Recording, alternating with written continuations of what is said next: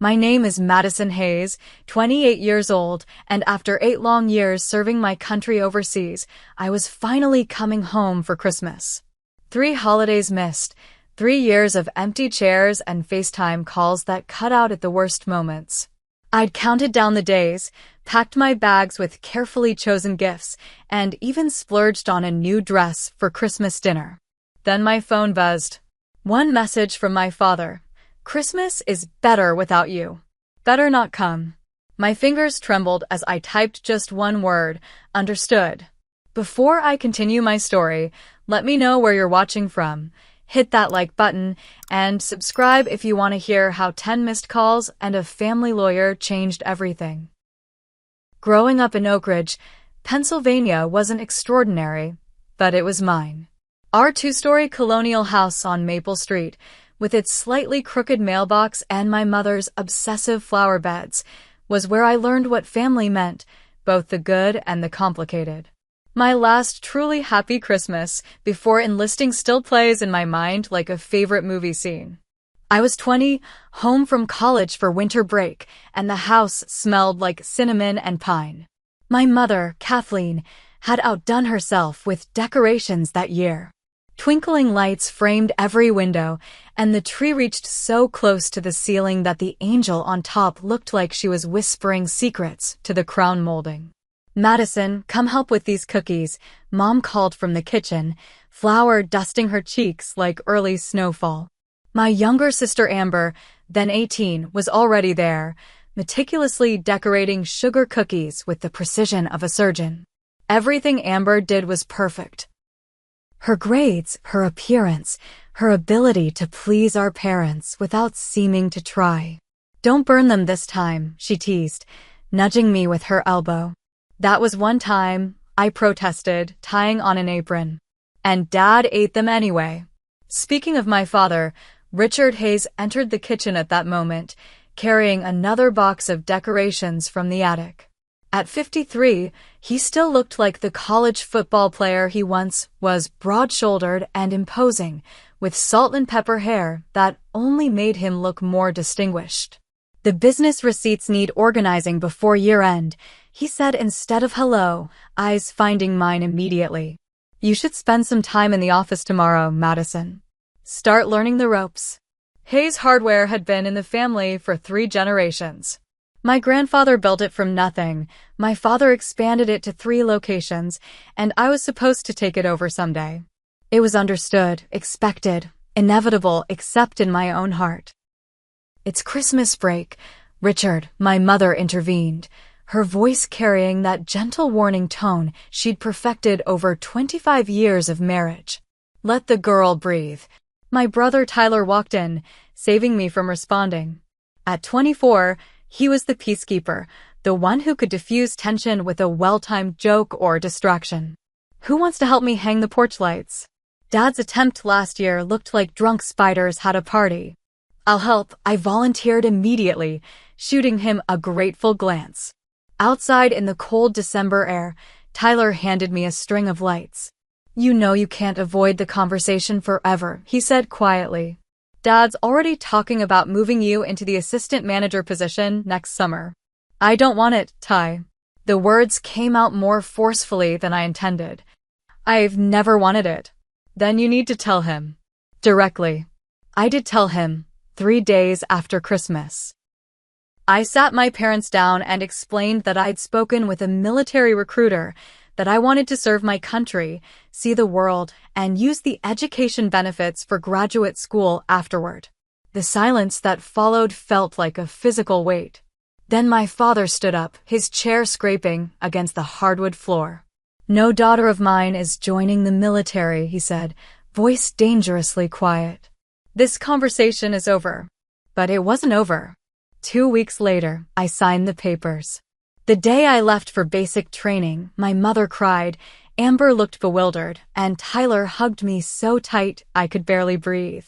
My father didn't come to say goodbye. He'll come around, my mother assured me. He just needs time.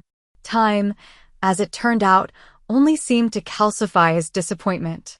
During my first deployment, the letters from home grew shorter and less frequent. My mother called when she could, always careful to mention that Dad was just busy at the store or working late. Amber graduated college with honors and immediately joined the family business, stepping effortlessly into the role I'd rejected. Tyler kept me most connected, sending emails with family updates and occasional photos from holidays I missed. In one Christmas picture from my third year away, I noticed my father had removed the photos of me in uniform from the mantel. When I asked Tyler about it, he took 3 days to respond. Dad's going through some stuff. Don't take it personally. But how could I not? With each passing year, the distance grew, not just physically but emotionally. My mother's calls became scheduled and somewhat formal. Amber's successes were reported to me like news bulletins about a distant acquaintance.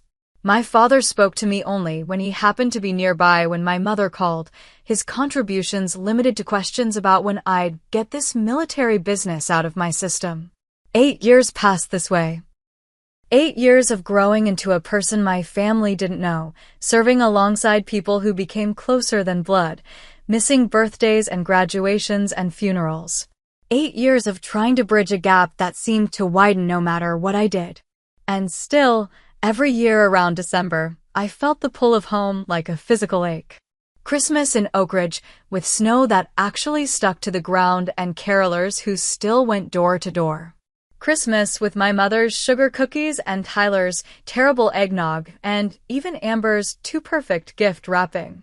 Christmas with the family that, despite everything, I still long to be part of.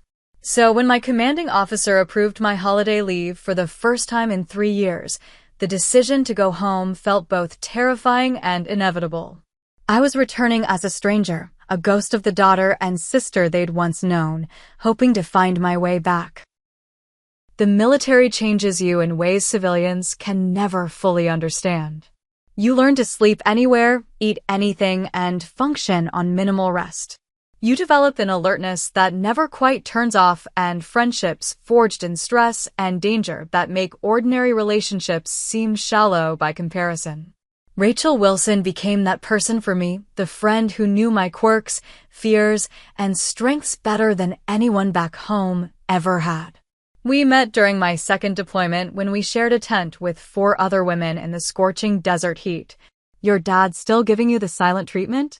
Rachel asked one night as we sat outside our barracks, watching the sunset paint the mountains in shades of purple and gold. She was from Montana, with a direct way of speaking that initially seemed harsh, but that I'd come to appreciate.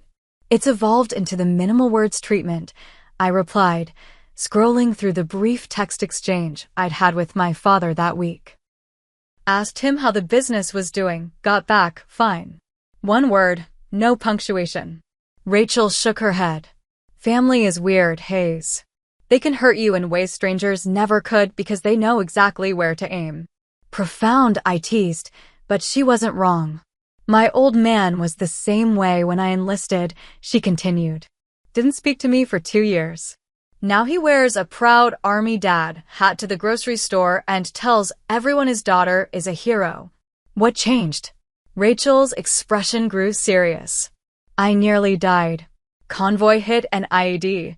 When he got that call saying I was in critical condition, suddenly all the stuff he was mad about didn't matter anymore. I didn't know then how prophetic her words would be. 3 months later, during what should have been a routine patrol, our vehicle hit a roadside bomb. The explosion is still a blur in my memory, fragments of sound and sensation rather than a cohesive event. The ringing in my ears. The taste of dust and blood. The weight of equipment suddenly feeling like it was crushing me. I remember thinking, with strange clarity, my father will hear about this from a stranger. I survived with a concussion, minor shrapnel wounds, and a new perspective. Rachel wasn't so lucky. She lost part of her left leg below the knee. During her recovery, I spent every available moment at the military hospital, watching her struggle through pain and phantom sensations, determination hardening her face during physical therapy. You know what I keep thinking, she said one afternoon, sweat beading on her forehead as she worked with her new prosthetic. All the stupid arguments, All the grudges I've held, none of it matters. Not a single bit. Her words stayed with me. When my commanding officer mentioned I was eligible for discharge in 6 months if I chose not to re-enlist, the decision felt clear in a way it hadn't before. It was time to go home, time to at least try to repair what was broken. I started small, sending more frequent emails, making actual phone calls instead of just texts. My mother responded with cautious enthusiasm, as though afraid I might withdraw again if she seemed too eager. "We've missed you so much, Madison," she said during one call, her voice catching. "The house just isn't the same without you." Amber was polite but distant, asking surface-level questions about my life without really engaging with the answers. Still, it was progress from the near silence of recent years. "The assistant manager at the Brunswick store is leaving," she mentioned during one conversation.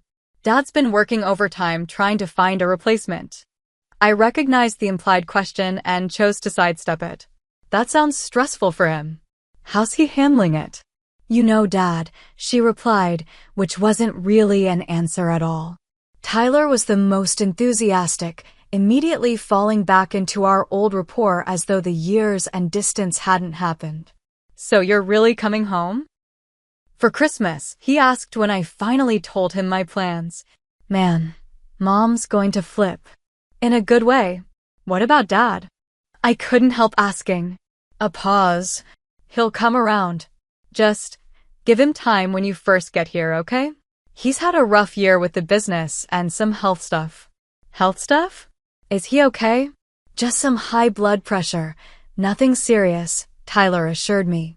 "But you know how he is, won't slow down, won't delegate. Having you home might actually be good for him, even if he doesn't realize it yet." My father himself remained a cipher. My attempts at conversation were met with brief responses, never initiating contact himself. When I explicitly mentioned coming home for Christmas, he replied only, "Your mother will be pleased." Not exactly a warm welcome, but not an outright rejection either. I chose to take it as tacit approval. The next few weeks passed in a flurry of preparations. I carefully selected gifts for everyone. A delicate scarf for my mother in her favorite shade of blue, a collector's edition of Tyler's favorite book series, a leather portfolio for Amber embossed with her initials. For my father, after much deliberation, I chose a vintage compass I'd found in an antique shop in Germany, engraved with the words, "To find your way home." Maybe it was too sentimental, too on the nose, but it felt right. A peace offering. When my discharge papers came through and my civilian status became official, the reality of returning home hit me full force. I was no longer First Lieutenant Hayes. I was just Madison again.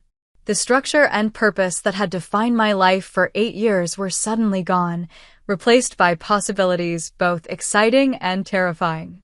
Rachel helped me pack up my barracks room, sorting through 8 years of accumulated memories and mementos. "You're doing the right thing," she said, folding my civilian clothes with military precision. "Family's complicated, but they're still family. What if it's too late?" I asked, voicing the fear that had been growing as my departure date approached. "What if too much has happened or not happened, and we can't find our way back to each other?" Rachel stopped folding and looked me directly in the eyes. "Then you'll know you tried. And believe me, that matters. Take it from someone who almost ran out of chances." The day before my flight, I called home one last time to confirm my arrival details. My mother answered, her voice warm with anticipation. "We can't wait to see you, sweetheart. I'm preparing all your favorites, that green bean casserole you always loved, and Tyler insisted I make my pecan pie." "That sounds perfect, Mom. Is Dad there? Can I talk to him?" A pause. "He's at the store, honey. End of year inventory. But he knows you're coming tomorrow. We've got your old room all ready." As I hung up, I felt a familiar mixture of hope and apprehension. Tomorrow I would be home, walking through the front door of a house that had started to feel more like a memory than a real place. Tomorrow I would come face to face with my father for the first time in years, and we would see if there was anything left to salvage. I checked my packed bags one last time, making sure the carefully wrapped gifts were secure. The compass for my father felt suddenly heavy with significance. Would he understand what I was trying to say, or would the gesture fall flat like so many of my attempts at connection over the years? It was too late for second-guessing. My flight was booked, my discharge was final, and my path was set. I was going home for Christmas, ready or not. "You're going to be fine," Rachel insisted, standing with me outside the airport security checkpoint. Even with her prosthetic leg, she'd insisted on driving me to the airport at an ungodly early hour. "Remember, you faced actual combat. Family dinner is nothing compared to that." I laughed, but my stomach was in knots. At least in combat, I knew who my allies were. "Call me when you land," she said, pulling me into a tight hug. "And if it gets too intense, remember you've got a standing invitation to spend New Year's with me and my chaotic family in Montana." "I might take you up on that," I replied, only half joking. The flight from Denver to Philadelphia felt both endless and too short. I spent the 3 hours alternating between nervous anticipation and attempts to distract myself with movies I couldn't focus on. When the plane finally touched down, I took a deep breath before turning on my phone. 3 text messages appeared immediately. One from Tyler. "Let me know when you land. Can pick you up if your flight's on time." One from my mother. "Safe travels, sweetheart. So excited to see you tonight." And one from Amber. "Mom's been cleaning for 3 days straight. Consider yourself warned." Nothing from my father, but that wasn't surprising. I quickly replied to Tyler that my flight had landed on schedule and I'd take him up on the ride offer. While waiting for my luggage, I sent a group text to my family. "Just landed in Philly. Can't wait to see everyone tonight." My mother and Tyler responded almost immediately with heart emojis and exclamation points. Amber sent a thumbs up. Again, silence from my father, but I pushed away the disappointment. He'd never been one for texting anyway. I collected my bags and met Tyler at the arrival's curb, his familiar figure leaning against his truck, looking older and more mature than I remembered. "Look what the military sent back," he teased, pulling me into a bear hug that lifted me off my feet. "You got shorter." "You got uglier," I retorted, falling back into our old rhythm so easily it made my chest ache. The drive home was filled with Tyler's updates about his job as a high school science teacher, stories about his students, and careful avoidance of any direct questions about our father. I let him steer the conversation, content to watch the familiar landscape pass by the window, the mall where we'd hung out as teenagers, the park where I'd learned to ride a bike, the turn onto Maple Street that meant we were almost home. "Mom's been cooking since dawn," Tyler said as we pulled into the driveway. "And fair warning, the house looks like Christmas threw up everywhere." "She's gone a little overboard this year." "Because I'm coming home?" I asked, trying not to sound too hopeful. Tyler's hesitation was brief but noticeable. "That and, well, Amber's boyfriend might be proposing on Christmas Day. Mom doesn't know I know, but I overheard them talking. So there's a lot of excitement in the air." "That's wonderful," I said, genuinely happy for my sister despite the small pang of being outsider to such big family news. "What's he like?" "Nathan? He's good people. Works in finance, treats her well. Dad approves, which you know is saying something." I nodded, reaching for my bags as Tyler parked. My phone buzzed in my pocket, and I pulled it out, expecting perhaps a welcome message from my mother who'd surely heard us arrive. Instead, I saw my father's name on the screen. After days of silence, he'd finally responded to my announcement that I was coming home. My heart lifted momentarily until I read the words, "Christmas is better without you. Better not come." I stared at the screen, reading and rereading the message, certain I must be misunderstanding. The words remained unchanged, stark and unambiguous. "Maddie? You okay?" Tyler was standing by the truck bed, watching me with concern. I couldn't find words. Instead, I handed him my phone, watching his expression change from confusion to shock to anger. "This has to be a mistake," he said, but his voice lacked conviction. "Maybe someone has his phone. Or maybe it's a really bad joke." "Is it?" I asked, taking the phone back and staring at the message again. "After 8 years of barely speaking to me, is it really that surprising?" The hurt was immediate and overwhelming, like a physical blow. All the careful preparations, the thoughtfully chosen gifts, the rehearsed conversations, all suddenly pointless. The compass in my luggage now seemed like a sad joke. "I'll go talk to him," Tyler started, but I shook my head. "No. He's made himself clear." Pride rose up like a shield, protecting me from the full impact of the rejection. "I'm not going to force myself where I'm not wanted. But Mom and Amber can visit me somewhere else," I finished firmly. "I'm not ruining everyone's Christmas with this drama." My fingers moved almost of their own accord, typing a single word in response to my father's message, "Understood." Then I turned to Tyler, who looked torn between loyalty to me and the rest of the family waiting inside. "I'm going to get a hotel room. Don't tell them about the message yet. Just say something came up, and I'll be delayed a few days." "Maddie, please." "I need some time, Ty." My military training kicked in, helping me compartmentalize the emotional turmoil and focus on immediate logistics. "I'll call you tomorrow, I promise. But right now, I need to not be here." He argued further, of course. Offered alternatives, compromises, even suggested confronting our father immediately. But in the end, he respected my decision, helping me find a decent hotel in town and driving me there in uncomfortable silence. "This isn't right," he said as I checked in. "None of this is right. Welcome home, right?" I tried to joke, but it fell flat. "I'll call you tomorrow, Tyler. I just need tonight to process this." Alone in my sterile hotel room, the full weight of what had happened finally hit me. I'd traveled thousands of miles, left behind the only life I'd known for 8 years, all to receive the clearest possible message that I wasn't welcome in my childhood home. I unpacked just enough for the night, leaving the Christmas gifts in my suitcase. The compass for my father seemed to mock me from its carefully wrapped box. "To find your way home." As if home was still a place that existed for me. That night, I ordered room service I couldn't taste and watched holiday movies with the sound muted. My phone buzzed occasionally, Tyler checking in, my mother wondering why I wasn't answering her calls, even Amber sending a confused text about my whereabouts.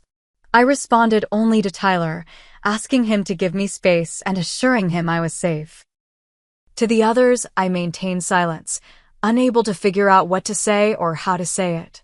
Did they know about my father's message? Were they complicit in my exclusion or innocent bystanders? The uncertainty kept me paralyzed. As Christmas Eve approached, I remained in limbo, extending my hotel stay and venturing out only for necessities. I avoided the parts of town where I might run into family or old acquaintances, keeping to anonymous shopping centers and chain restaurants where I could blend into the holiday crowds. Each night, I checked my phone for any further communication from my father, an apology, an explanation, even a confirmation of his initial rejection. There was nothing but silence, which somehow hurt more than another hurtful message would have. I was a stranger in my hometown, more alone than I'd ever felt in foreign countries surrounded by actual strangers. At least there, I'd had purpose and identity. Here, I was just the daughter who'd been told not to come home for Christmas. 3 days into my self-imposed exile, I decided I couldn't spend another minute in the hotel room. The walls were closing in, and the cheerful holiday decorations in the lobby had become an exercise in emotional torture. I needed air, movement, something to distract me from the constant replay of my father's message in my head. I bundled up against the December cold and headed to Riverside Park, reasoning that on a weekday morning, it would be nearly empty. The familiar paths along the frozen river brought back memories, summer picnics, learning to ride a bike, high school track practice. This town was imprinted on me whether I wanted it to be or not. Lost in thought, I didn't notice the approaching figure until she called my name. "Madison?" Madison Hayes, is that you? I looked up to see Jessica Parker, my best friend from high school, staring at me with delighted surprise. Her red hair was shorter now, and she pushed a stroller containing a bundled-up toddler. Jess, I said, genuine pleasure breaking through my gloom. It's been forever. 8 years, give or take, she agreed, hugging me awkwardly around the stroller. What are you doing here? I thought you were still overseas. Got discharged. Civilian life now. That's amazing. And just in time for Christmas with your family. She glanced around. Are they here too? The question hit like a punch to the stomach. No, I'm just getting some air. Jessica's brow furrowed. Wait, you're not staying with them? I thought. She stopped herself, looking uncomfortable. Thought what? She shifted, adjusting the blanket over her sleeping child. It's just, I ran into your dad at the hardware store yesterday.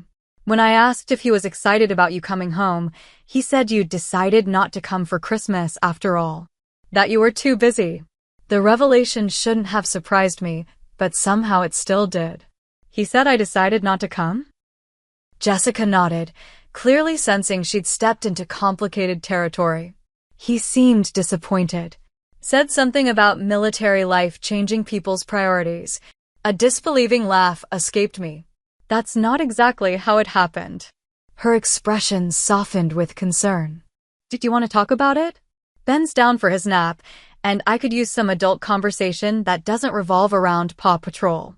We ended up at a coffee shop downtown, Jessica's son still sleeping peacefully in his stroller. Over steaming lattes, I told her everything, the years of strained communication, my decision to come home, and finally, the devastating text message. Wow, Jessica said when I finished. I don't even know what to say. That doesn't sound like the Mr. Hayes I remember. People change, I said, but the explanation felt hollow even to me. Maybe, but this seems extreme. Has he been having problems? Health issues or something? I shrugged. Tyler mentioned high blood pressure, but said it wasn't serious. Jessica looked thoughtful. You know, now that I think about it, I heard my mom talking about your dad a few months back. Something about him not seeming like himself at the Chamber of Commerce meeting. More forgetful, she said. He's only 61, I pointed out. Not exactly at the forgetful stage. True. She hesitated. There's something else you should probably know, especially if you're planning to avoid your family while you're here. What's that? Your sister Amber is getting engaged on Christmas Day. It's supposed to be this big surprise moment during dinner, but Nathan told my husband since they play basketball together. That's probably why the house is extra festive this year. Though Tyler had hinted at this, hearing it confirmed made it real. My sister's special moment, the culmination of a relationship I knew almost nothing about. And my father didn't want me there for it. So that's it, I murmured, pieces clicking into place. He doesn't want me stealing Amber's thunder. Jessica looked skeptical. By simply existing at a family dinner? That seems extreme even for a protective dad. You don't know how things have been, I said. He's barely acknowledged my existence for years. This is just the logical conclusion. We parted ways with promises to meet again before I left town, whenever that might be. Back in my hotel room, I turned over this new information, trying to make sense of it all. My father was actively lying about my absence, painting me as the villain in his narrative. Was it about Amber's engagement? Some lingering resentment about my career choice? Or something else entirely? The next day brought another chance encounter. I'd ventured to a small bookstore on the edge of town, looking for something to occupy my evenings, when I literally bumped into my mother's sister, Aunt Patricia. Madison? She exclaimed, dropping the book she'd been examining. What on earth are you doing here? Kathleen said you weren't coming until after New Year's. Another lie. The realization that my father's deception extended beyond a casual comment to an old acquaintance hit me hard. There's been a change of plans, I managed, trying to keep my voice steady. Aunt Patricia studied my face, her expression shifting from surprise to concern. Is everything okay? You look upset. I'd never been particularly close to my mother's sister, but something about her genuine concern broke through my carefully maintained composure. To my horror, tears sprang to my eyes. "I don't think I'm welcome at home," I admitted, the words painful to speak aloud. Her confusion seemed genuine. "What are you talking about? Your mother has been talking about your visit for weeks. She's decorated your old room and everything." In the bookstore's quiet reading nook, I showed her my father's message. Her shock appeared genuine. "This doesn't make any sense," she said, rereading the text. "Richard can be stubborn and old-fashioned, but this isn't like him at all. 8 years of barely speaking to me suggests otherwise," I pointed out. Aunt Patricia's expression grew troubled. "I won't pretend your father hasn't been difficult about your military service. He's always been set in his ways. But this level of cruelty..." She shook her head. "Something's not right here." She insisted on buying me lunch, and over sandwiches at the cafe next door, filled me in on family happenings I'd missed. My mother apparently kept my room exactly as I'd left it, refreshing the bedding seasonally, just in case. Tyler had been dating a fellow teacher for almost a year. And Amber. "The engagement is supposed to be a big surprise," Aunt Patricia confirmed. Though I suspect Amber knows it's coming. That girl always was 2 steps ahead of everyone. "Do you think that's why Dad doesn't want me there?" I asked. "To keep the focus on Amber?" She considered this. "It wouldn't be completely out of character for him to be overprotective of Amber. She's always been his little princess." Seeing my expression, she added hastily, "But sending a message like that goes beyond playing favorites. It's deliberately hurtful." When we parted, she promised not to mention our meeting to my mother, though she clearly disapproved of the secrecy. "Family problems should be dealt with directly," she advised. "Take it from someone who wasted years not speaking to her own sister over a misunderstanding." I returned to my hotel room with more questions than answers. The days crept by, Christmas Eve approaching with a sense of dread rather than anticipation. I still hadn't responded to my mother's increasingly concerned messages or Amber's confused texts. Only Tyler knew where I was and why, and he was clearly torn between respecting my wishes and pushing me to confront the situation. On the morning of the 5th day since receiving my father's message, everything changed. I woke to the insistent buzzing of my phone, not the occasional text or call I'd been ignoring, but a continuous stream of notifications. 10 missed calls in the span of an hour. 3 from my mother. 2 from Amber. 4 from Tyler. And most surprisingly, 1 from a number labeled Hayes Family Lawyer. Before I could process this barrage, my phone rang again. "Tyler." Something was very wrong. I answered on the 3rd ring, my heart pounding. "Tyler? What's going on?" His voice came through breathless and strained. "Dad's in the hospital. Heart attack. It's bad, Maddie." The world seemed to tilt slightly. Despite everything, the news hit me like a physical blow. "When? What happened?" "Last night. He was at the store late, doing inventory. The night security guard found him." Tyler's voice cracked. "He's stable now, but it was touch and go for a while. The doctors say he's not out of the woods yet." I sat down heavily on the edge of the hotel bed. "I'm so sorry, Ty." "That's awful. There's more." He took a deep breath. "Mom was looking through his phone to call some business contacts, and she saw the message he sent you. We all saw it." A cold feeling spread through my chest. "Oh!" "Maddie, he had no right to send that. No right at all. Mom is devastated, not just about Dad's health, but about what he did. We all are." "I assumed you knew," I admitted. "That you were all in agreement about me not coming." "God, no." The horror in Tyler's voice seemed genuine. "How could you think that? We've been waiting for you to come home for years." "But Dad has been." Tyler hesitated. "He hasn't been himself lately.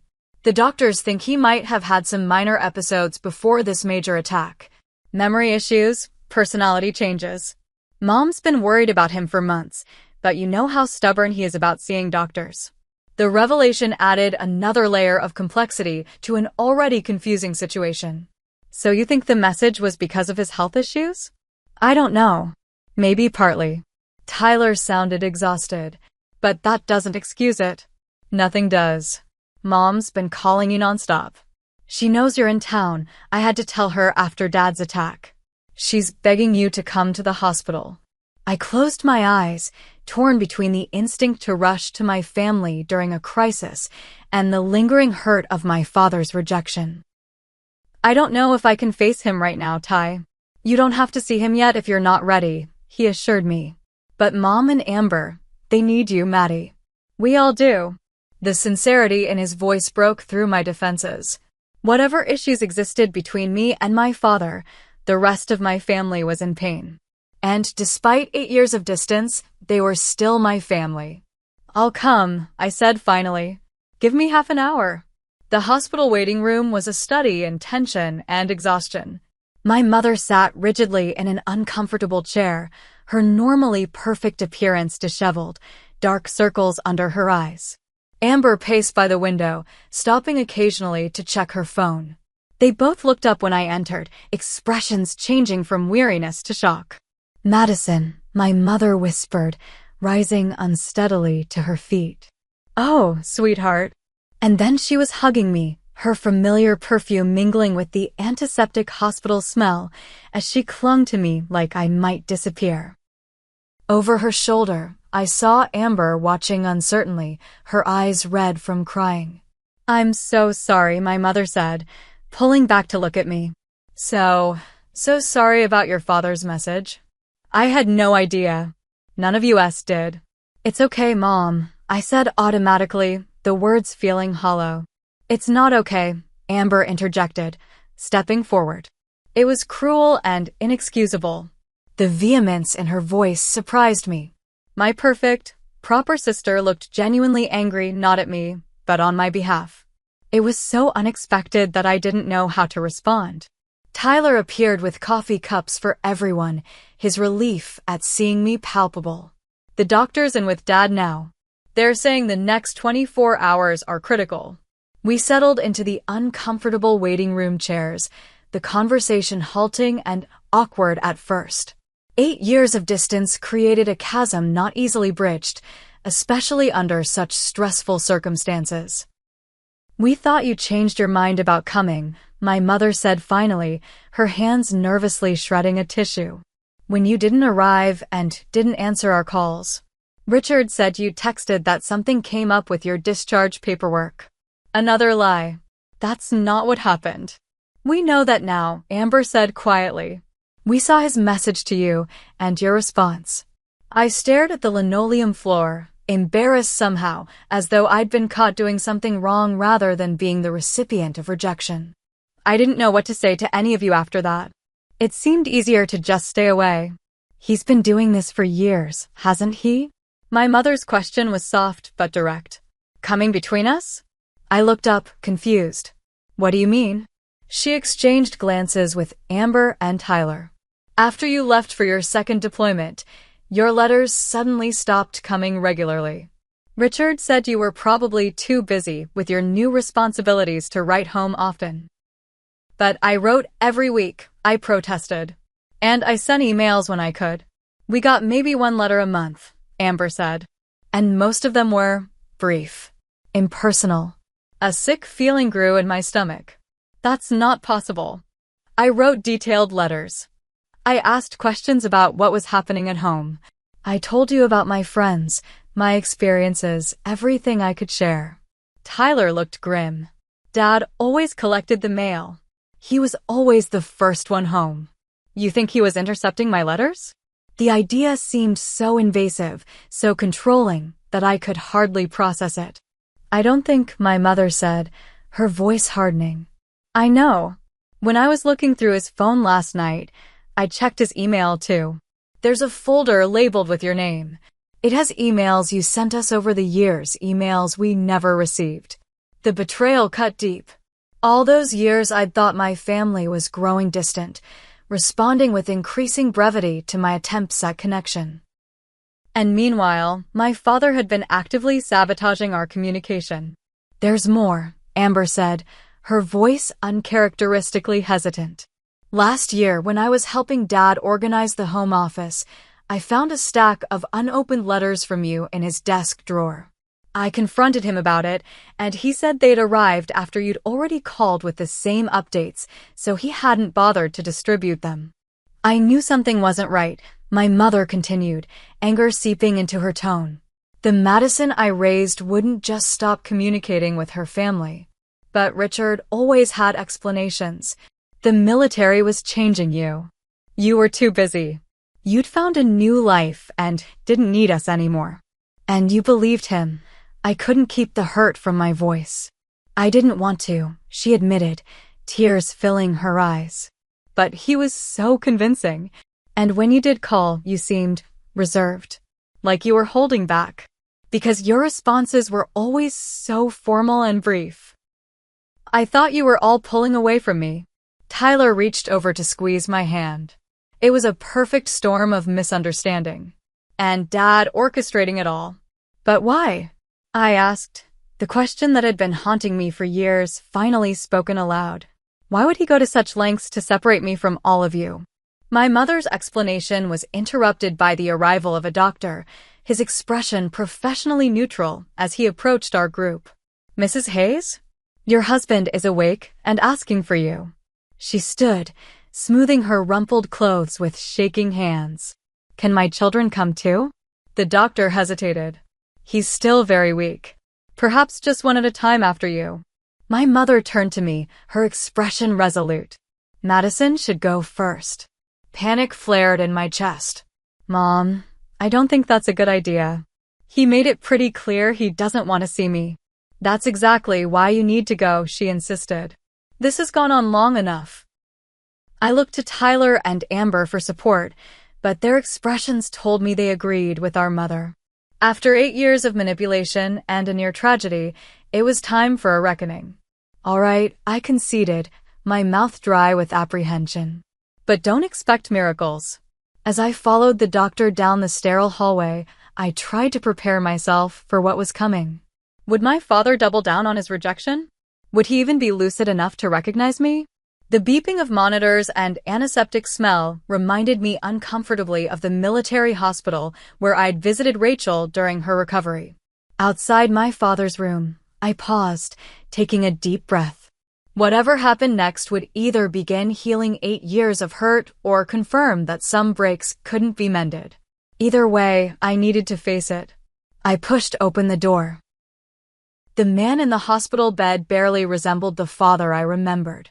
Richard Hayes had always been imposing, his presence filling any room he entered. Now he looked diminished, gray-faced, and connected to a tangle of monitors and 4 lines. His eyes were closed when I entered, and for a moment I thought he might be asleep. "Kathleen?" His voice was a rasp, his eyes opening to thin slits. "It's Madison, Dad." I moved closer, hovering awkwardly at the bedside, unsure whether to sit or stand. His expression shifted through confusion, shock, and then something I couldn't quite identify, guilt, perhaps, or fear. "Madison," he repeated, as though testing the sound of my name. "You came. Mom asked me to. After what I—" He closed his eyes briefly. "I didn't think you would." I remained silent, the words I'd rehearsed in my head during countless imagined confrontations suddenly inadequate in the face of his frailty. "Sit," he said finally, gesturing weakly to the chair beside the bed. "If you're going to yell at me, I'd prefer you do it sitting down. Makes me feel less at a disadvantage." Despite everything, a small smile tugged at my lips. "I'm not going to yell at you. You just had a heart attack. Might finish the job, then." His attempt at humor fell flat, the reality of his condition too serious for such jokes. I sat, maintaining a careful distance. Up close, I could see how much he'd aged, the lines around his eyes deeper, his hair now more white than gray. 8 years had changed us both. "They found the message," I said finally. "The one you sent me. They know I didn't choose to stay away." Something like shame crossed his face. I wasn't thinking clearly. And were you not thinking clearly when you intercepted my letters too? Or deleted my emails? Or lied to everyone about what I said? His eyes widened slightly. They told you. Yes, Dad, they told me. 8 years of manipulating my relationship with Mom, Tyler, and Amber. 8 years of making me think my family was drifting away from me when it was you all along. The anger I'd promised not to express seeped into my voice despite my best efforts. I want to know why. He looked away, his gaze fixing on the window where winter sunlight cast weak patterns on the sterile floor. I was afraid, he admitted, the words seeming to cost him. Of what? Losing you. His eyes met mine again, and to my shock, they glistened with tears. When you first joined the military, I was angry. You'd rejected everything I tried to give you, the business, security, a future I understood. But then you were deployed and the anger turned to fear. Constant, grinding fear. I remembered my mother's words about his brother, lost to another long-ago war. Your brother, Eric, died in Vietnam. 22 years old. He nodded slightly, but it wasn't just that. My father, he served in World War II. Came back a different man. Distant. Cold. Violent sometimes. He abandoned us when I was 14. Just walked out one day and never came back. This was family history I'd never heard, revelations that cast my father's behavior in a new, if not excusable light. So, when I got your first letter describing a firefight you'd been in, his voice faltered. I couldn't bear it. Couldn't bear to share that fear with your mother, to watch her go through what my mother went through. So I edited the letter. Took out the frightening parts. Told myself I was protecting them. And then you just kept going, I supplied, beginning to understand the twisted logic that had guided his actions. Editing turned to intercepting turned to lying. He nodded, shame evident in his expression. It was wrong. I know that. But each step seemed necessary at the time. Each lie required another to maintain it. And then you started pulling away, which was exactly what I was trying to prevent. Because I thought my family didn't want to hear from me. The irony was almost too much to bear. Every brief response, every unanswered question confirmed what I feared, that I'd become a stranger to you all. I never meant for that to happen, he said quietly. I just wanted to keep you safe. To keep all of us safe. By destroying our relationship? Great plan, Dad. He flinched at my sarcasm, but didn't argue. The doctors think I've been having minor cardiac episodes for months, affecting my judgment, my memory. But that's no excuse for that text message.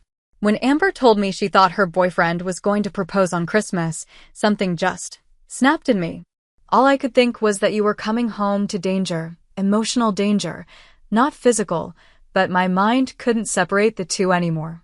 So you decided to hurt me first, I concluded. Push me away before I could be hurt. It sounds insane when you say it like that. It was insane, Dad. And cruel. We sat in silence for a long moment, the only sounds the steady beeping of monitors and the muffled hospital announcements from the hallway. I don't expect you to forgive me, he said finally. What I did, it can't be undone with an apology. No, it can't, I agreed. 8 years of manipulation doesn't disappear because you say you're sorry. He nodded, accepting this. For what it's worth, and I know it's not worth much right now, I am sorry, Madison. More than I can express. Another silence fell between us, heavy with years of misunderstandings and deliberate deceptions. Part of me wanted to walk out, to tell him that some breaches of trust couldn't be repaired. But another part, the part that remembered him teaching me to ride a bike, cheering at my high school graduation, hugging me fiercely the day before I left for basic training, that part couldn't quite let go. The family lawyer called me, I said, changing the subject slightly. Why? A look of confusion crossed my father's face. Martin called you? I didn't ask him to. Well, he did. Left a message about needing to speak urgently. Understanding dawned in my father's eyes. That would be about the will. I changed it after you enlisted. Removed you as a beneficiary. The revelation stung, though it wasn't entirely surprising. Another punishment for choosing my own path? Another mistake, he corrected quietly. One I planned to fix when I saw Martin last week. I'd been doing a lot of thinking lately, even before this. He gestured at the hospital equipment surrounding him. About the kind of father I've been. The kind of man. A knock at the door interrupted us. A nurse entered, followed by my mother, whose anxious gaze darted between us as though checking for signs of conflict. "Everything okay in here?" she asked cautiously. I stood, needing space from the intensity of the conversation. "We were just talking. Dad can fill you in." "Madison," my father called as I reached the door. I turned, one hand on the doorknob. "Will you come back later? There's more I need to say." I hesitated, torn between self-protection and the pull of potential reconciliation. "I'll think about it." In the hallway, I leaned against the wall, overwhelmed by the revelations and emotions of the past hour. My father's actions had been inexcusable, born of fear twisted into control. And yet, seeing him so diminished, hearing the regret in his voice, made it impossible to maintain the righteous anger that had sustained me for days. Tyler found me there, offering a cup of terrible hospital coffee without comment. "How much did you know?" I asked after taking a sip. "About Dad's interference?" "I suspected something wasn't right," he admitted. "The few times I visited you during leave, the Madison I saw didn't match the distant, uninterested sister Dad described in your supposed messages.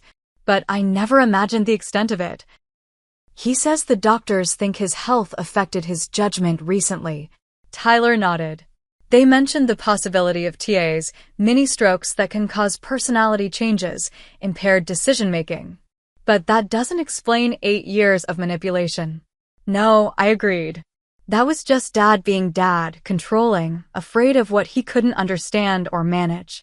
We were interrupted by the arrival of a distinguished older man in an expensive suit, Martin Collins, the Hayes family lawyer for as long as I could remember. His expression brightened when he saw me. "Madison? Thank goodness. I've been trying to reach you." He extended his hand, which I shook automatically. "I'm so sorry about your father's condition. How is he doing?" "Stable," Tyler answered. "The doctors are cautiously optimistic." Martin nodded, relieved. "That's good to hear. I hate to discuss business at a time like this, but your father was quite insistent when he came to see me last week. He wanted changes made to his will and various legal documents immediately." "Changes?" I repeated, confused. "He just told me he planned to see you about changes, but hadn't yet." The lawyer shook his head. "No, he definitely came in. Last Tuesday afternoon. Spent nearly 2 hours reviewing everything. He was particularly focused on reinstating you as a beneficiary and adding you back to the business succession plan." I stared at him, trying to process this information. "Are you saying he already changed his will to include me again? Before his heart attack? Before my visit was even confirmed?" "Yes, indeed. He was quite determined about it. Said he'd made a terrible mistake and needed to fix it before it was too late." Martin studied my face. I gathered there had been some estrangement, but he seemed genuinely remorseful. Tyler squeezed my shoulder. "See? He was trying to make things right even before all this happened." The revelation cast my father's text message in an even more confusing light. If he'd already taken steps to reconcile legally, why send such a hurtful message days later? "The doctors mentioned his judgment might have been affected by mini-strokes," I said slowly. "Could that explain the contradiction?" Martin looked thoughtful. "I'm not a medical professional, of course, but your father did seem somewhat disoriented during our meeting." He kept losing his train of thought, then becoming frustrated with himself. I assumed it was the emotional nature of our discussion, but in light of his current condition. It didn't excuse what he'd done, but it offered a possible explanation for the escalation from long-term manipulation to outright cruelty. The father who'd carefully ensured I was written back into his will was not the same father who'd texted me not to come home. "I should get back to your mother," Martin said, checking his watch.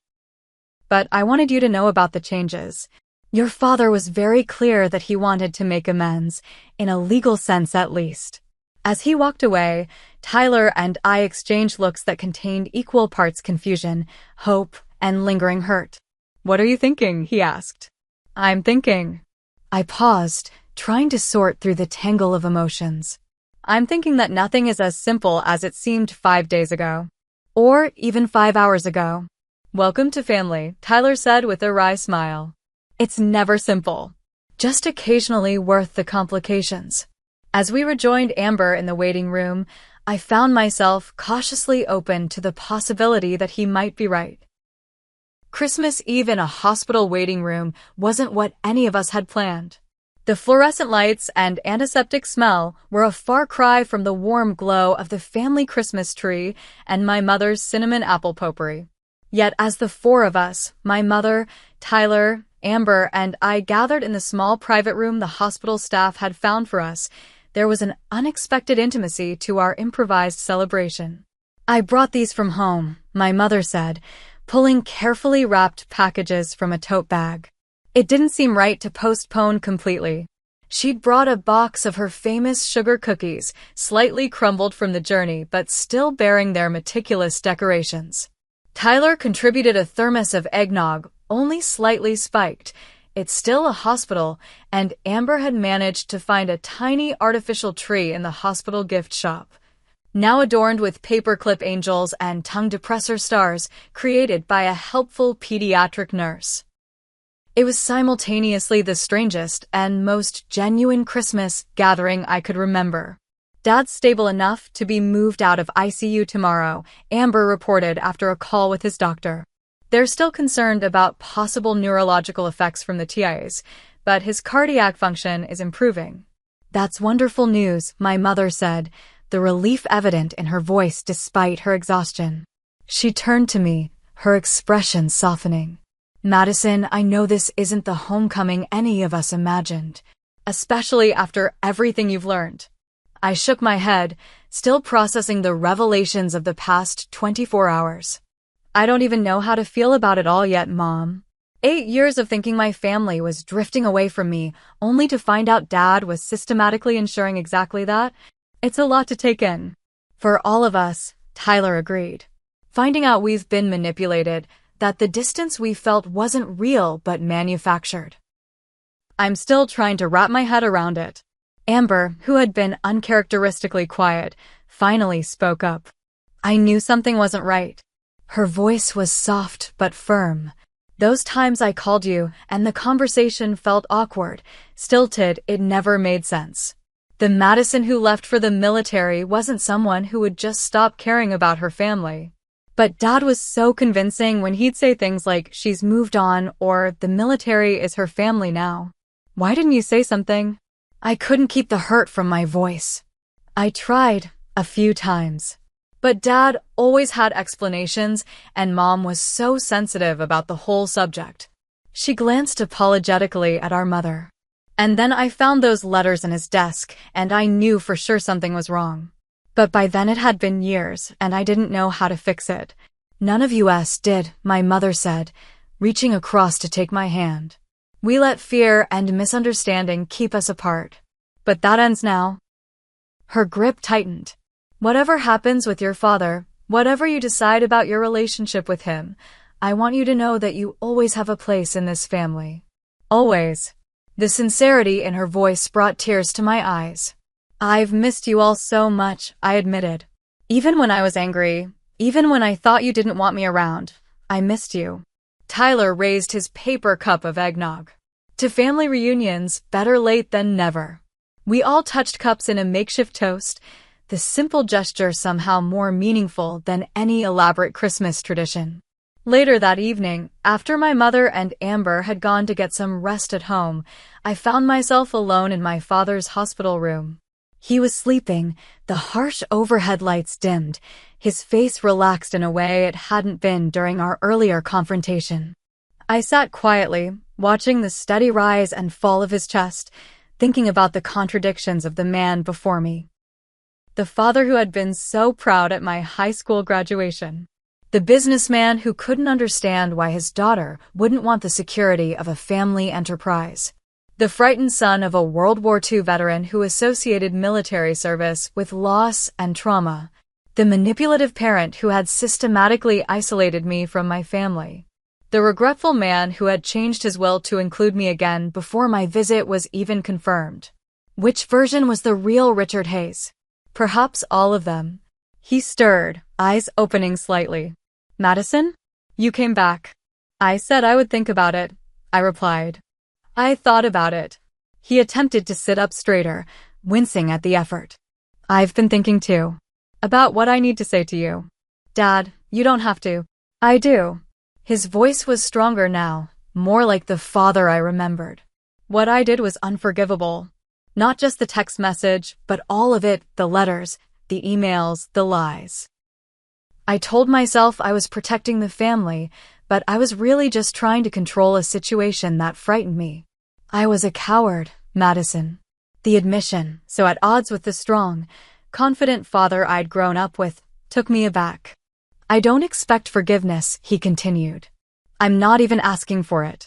But I want you to know that I am proud of you, of the woman you've become, the service you've given. I've never said that, and I should have. Every day for the past 8 years, I should have said it. I sat with his words, neither accepting nor rejecting them yet. Why did you change your will last week? Before you knew I was definitely coming home. He looked surprised that I knew about that. Martin told you? Good. I was afraid, he gestured at the hospital equipment. I was afraid I wouldn't get the chance to tell you myself. He paused, gathering his thoughts.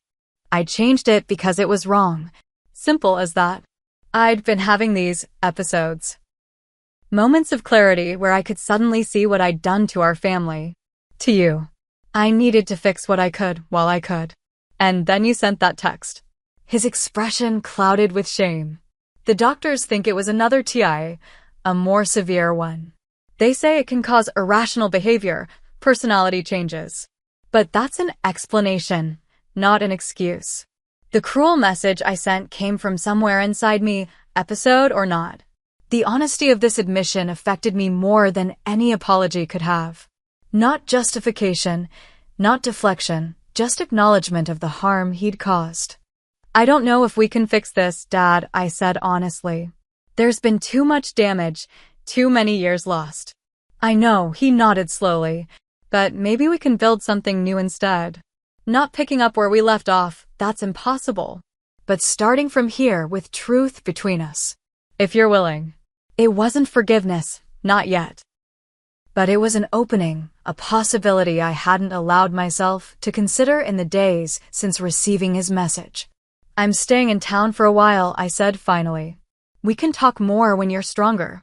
Relief softened his features. I'd like that. The next morning, Christmas Day, brought an unexpected gathering. My father had been moved to a regular room, his condition stabilized enough that the doctors permitted a brief family visit. The tiny artificial tree was relocated from the waiting room to his bedside, and even Nathan, Amber's boyfriend, joined us. I had a whole proposal planned, he told me ruefully as we arranged chairs around the hospital bed. Champagne, string quartet, the works. Now I don't know whether to postpone or just go with the flow. I studied him, the nervous energy, the way he kept touching the pocket of his jacket where a ring box surely waited. My sister has never cared about the fancy stuff, I advised. Just the substance. He smiled gratefully. You sound just like Tyler described you. When Amber entered the room, Nathan didn't hesitate. Right there, in a hospital room with beeping monitors as background music and a tongue depressor star-topped tree as witness, he dropped to one knee. This isn't how I planned it, he began, but the past few days have shown me that we can't always plan for what life brings. What matters is facing it together. He produced a ring that caught the fluorescent lighting. Amber Hayes, will you marry me? The joy on my sister's face as she accepted both proposal and ring was unmistakable, and for perhaps the first time since receiving my father's message, I felt genuinely glad I had come home, even under these circumstances. I've been keeping a secret too, my mother announced after the engagement excitement had settled. She produced a worn envelope from her purse. "Madison, this came for you years ago. Your father intercepted it, but I found it when I was looking through his desk for insurance papers." The return address showed Rachel Wilson's name, my closest friend from the military. The postmark was nearly 5 years old. She sent me something? And Dad kept it from me. The hurt was fresh, all over again. "Open it," my mother encouraged gently. Inside was a photograph, Rachel and me in our uniforms, arms around each other's shoulders, desert landscape stretching behind us. On the back, Rachel had written, "To remind you that family comes in many forms. Missing you, battle buddy."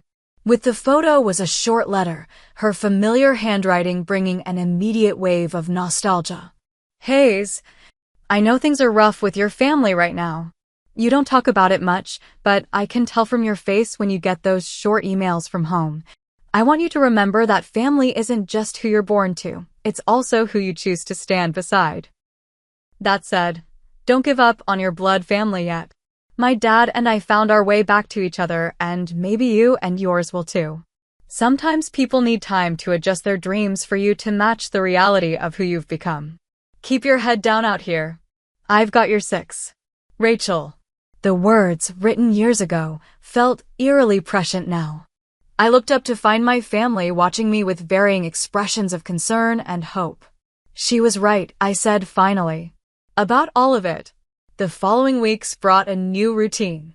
My hotel room was abandoned in favor of my old bedroom at home, preserved just as my mother had said. My father's recovery progressed slowly but steadily, with physical therapy and neurological follow-ups filling our days. The family lawyer, Martin, helped us untangle the legal aspects of my father's manipulation, ensuring that communication channels couldn't be intercepted again. Most importantly, we really talked, as a family. About the years of separation, the misunderstandings, the hurt on all sides. About my experiences in the military, stories I'd tried to share in letters that never arrived. About Amber's relationship with Nathan, Tyler's teaching career, my mother's loneliness during my absence. We also talked about the future. My discharge from the military had left me at a crossroads, unsure of my next steps. To my surprise, it was my father who suggested a possibility I hadn't considered. "The Brunswick store needs a manager," he said during one of our now regular conversations at his bedside. "Someone with leadership experience, organizational skills. Someone who can think on their feet." "Are you offering me a job, Dad?" I asked, bemused by the reversal of our positions from 8 years ago. "I'm suggesting a possibility," he clarified. "No pressure. No expectations. Just an option, if you're interested. The business has always been there for any of you who want it. Not just who I decided should have it." I didn't accept immediately, needing time to consider whether rejoining the family business would be a step forward or backward. But the offer itself represented a fundamental shift in our relationship, from control to choice, from obligation to opportunity. As January arrived and my father was finally discharged from the hospital, our family gathered once more at the house on Maple Street. The Christmas decorations were still up, the presents still wrapped and waiting under a tree that had somehow survived without dropping all its needles. "Better late than never," my mother declared as we finally exchanged the gifts that should have been opened weeks earlier. When my father unwrapped the vintage compass I'd brought from Germany, his eyes filled with tears at the inscription, "To find your way home." "I wasn't sure I'd still want to give it to you," I admitted, "after everything that happened. But it feels right now." "Thank you," he said simply, holding the compass carefully, as though it might break. "I'll try to live up to it." That evening, as we sat around the living room with mugs of hot chocolate and the comfortable exhaustion that follows emotional catharsis, I realized something important. The family I'd returned to wasn't the idealized version I'd carried in my memories during 8 years of service. It was messier, more complicated, marked by human frailty and the capacity for both harm and healing. But it was real. And for the first time in years, it was truly mine to claim. The road ahead wouldn't be easy. Trust, once broken, doesn't mend overnight. The habits of distance and defensive barriers couldn't be dismantled in a few weeks of reconciliation. My father's health remained a concern, and the neurological effects of his mini-strokes meant our relationship would always carry an asterisk of uncertainty. Yet, as Rachel had written years ago, family comes in many forms.